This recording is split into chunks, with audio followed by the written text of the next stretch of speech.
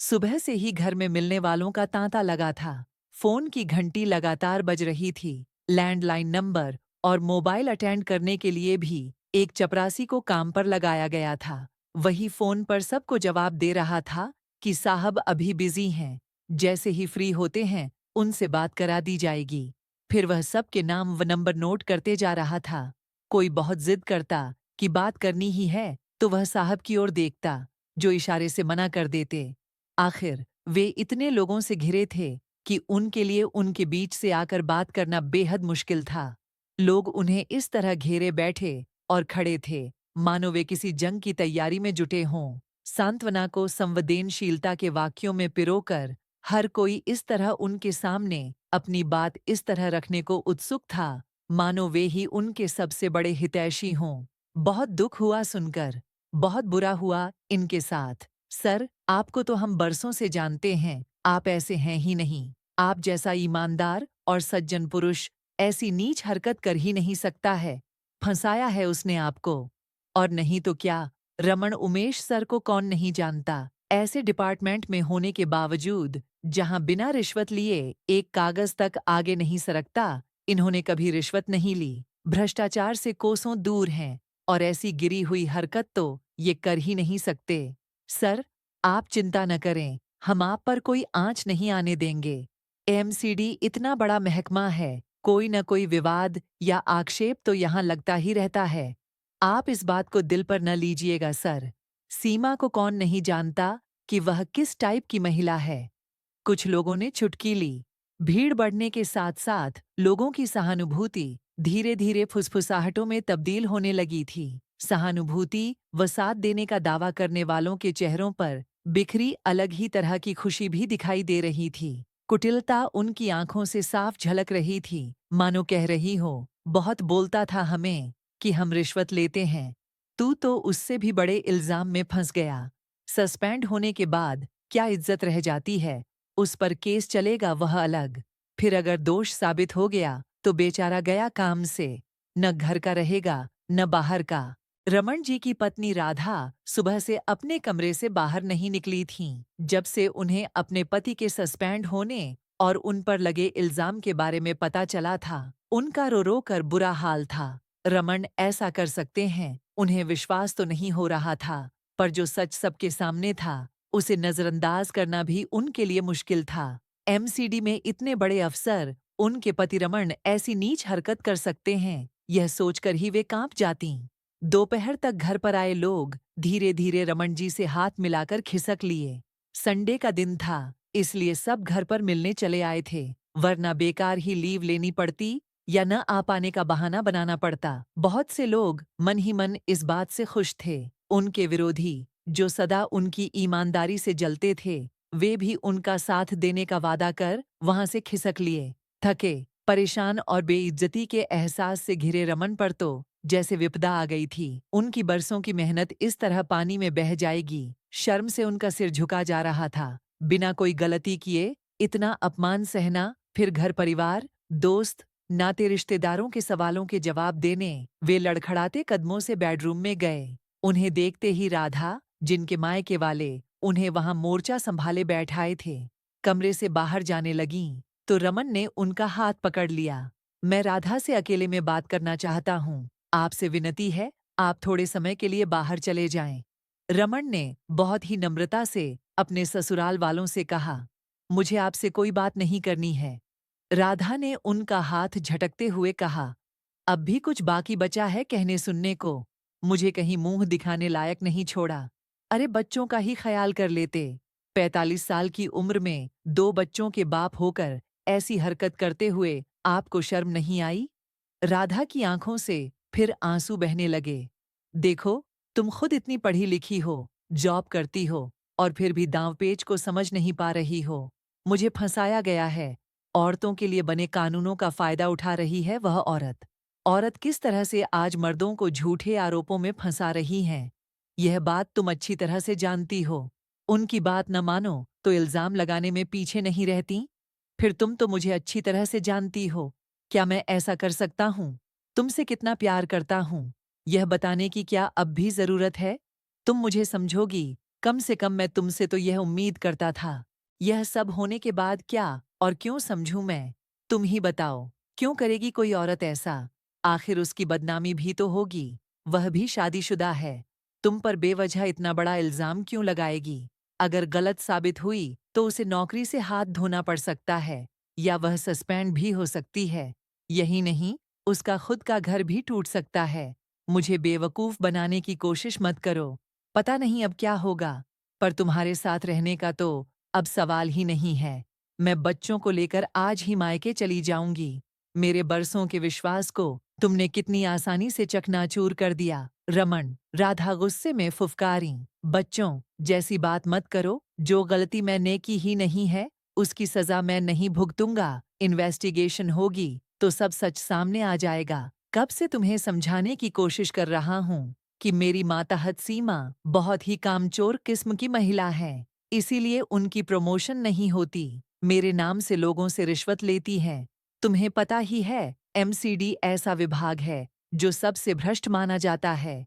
एक से एक निकम्मे लोग भी पैसे वाले बनकर घूम रहे हैं। मैंने कभी रिश्वत नहीं ली या किसी के दबाव में आकर किसी की फाइल पास नहीं की, इसलिए मेरे न जाने कितने विरोधी बन गए हैं। बहुत दिनों से सीमा मुझे तरह तरह से परेशान कर रही थीं। जब मैंने उनसे कहा कि जो काम आपके अंतर्गत आता है, उसे पहले बखूबी संभालना सीख लें, फिर प्रमोशन की बात सोचेंगे, तो उन्होंने मुझे धमकी दी कि मुझे देख लेंगी। गुरुवार की शाम को वे मेरे कैबिन में आईं और फिर प्रमोशन करने की बात की। जब मैंने मना किया, तो उन्होंने अपना ब्लाउज फाड़ डाला और चिल्लाने लगीं कि मैंने उनके साथ जबरदस्ती करने की कोशिश की। मैं उन्हें मोलेस्ट कर रहा हूँ। झूठे आंसू बहाकर उन्होंने लोगों को इकट्ठा कर लिया, तमाशा बना दिया मेरा। हमारा समाज ऐसा ही है कि पुरुष को ही हर गलती का जिम्मेदार माना जाता है। बस सच यही है। इन्वेस्टिगेशन होने दो, सबको पता चल जाएगा कि मैं निर्दोष हूँ।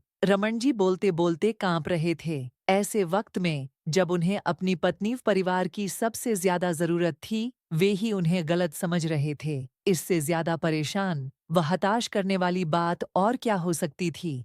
विश्वास की जड़ें अगर तेज हवाओं का सामना न कर पाएं और उखड़ जाएं, तो रिश्ते कितने खोखले लगने लगते हैं।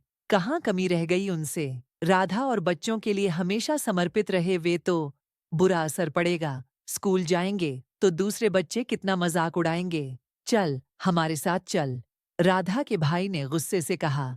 और क्या, तू चिंता मत कर, हम तेरे साथ हैं, फिर तू खुद कमाती है।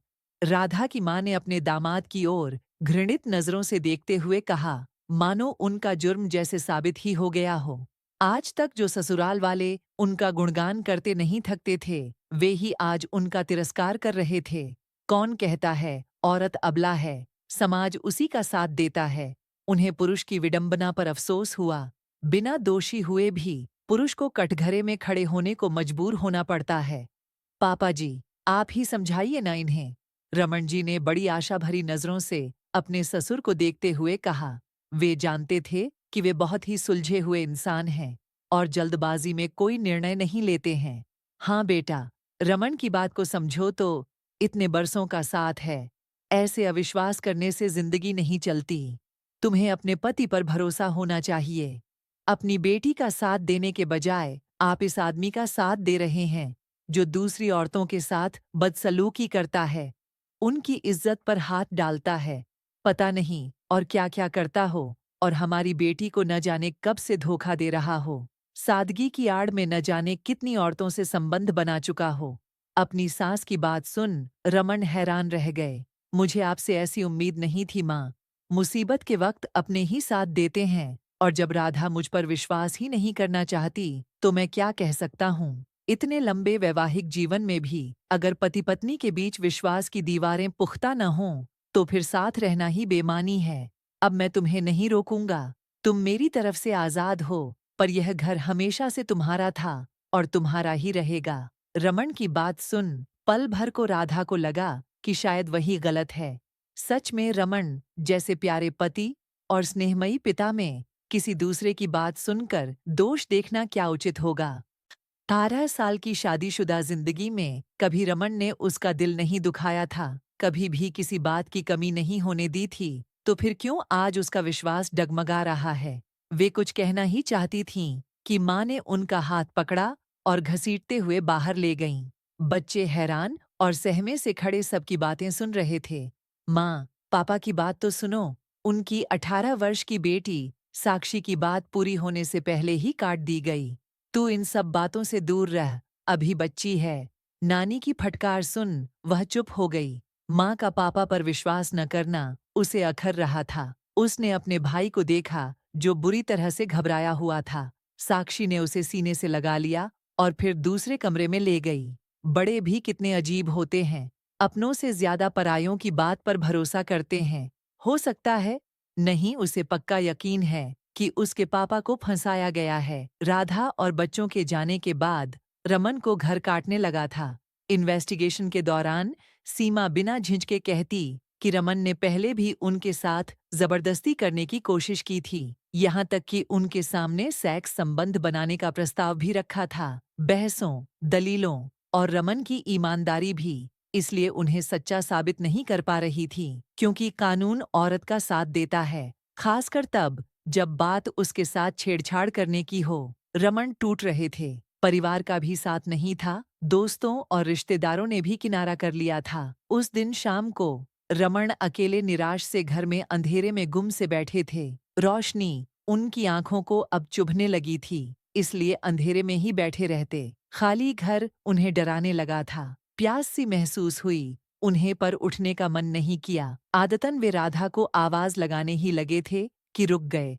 फिर अचानक अपने सामने राधा को खड़े देख चौंक गए। लाइट जलाते हुए वे बोलीं, मुझे माफ कर दीजिए रमन, आप पर विश्वास न कर कि मैंने खुद को धोखा दिया है, पर अब मुझे सच पता चल चुका है।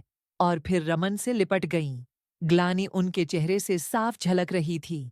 जिस पति पर वे आज तक अभिमान करती आई थीं, उस पर शक करने का दुख उनकी आंखों से बह रहा था।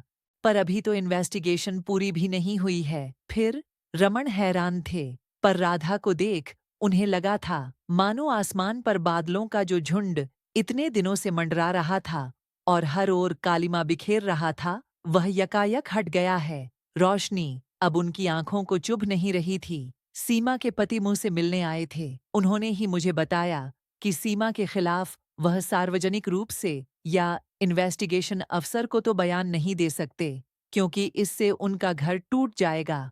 और चूंकि वे बीमार रहते हैं, इसलिए पूरी तरह से पत्नी पर ही निर्भर हैं। लेकिन वे माफी मांग रहे थे कि उनकी पत्नी की वजह से हमें एक दूसरे से अलग होना पड़ा और आपको इतनी बदनामी सहनी पड़ी।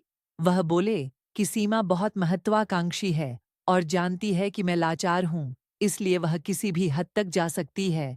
उसे पैसे की भूख है, वह बिना मेहनत के तरक्की की सीढ़ियाँ चढ़ना चाहती है। वह रमन जी से इसी बात से नाराज थी कि वे उसकी प्रमोशन नहीं करते और साथ ही उसके रिश्वत लेने के खिलाफ रहते थे।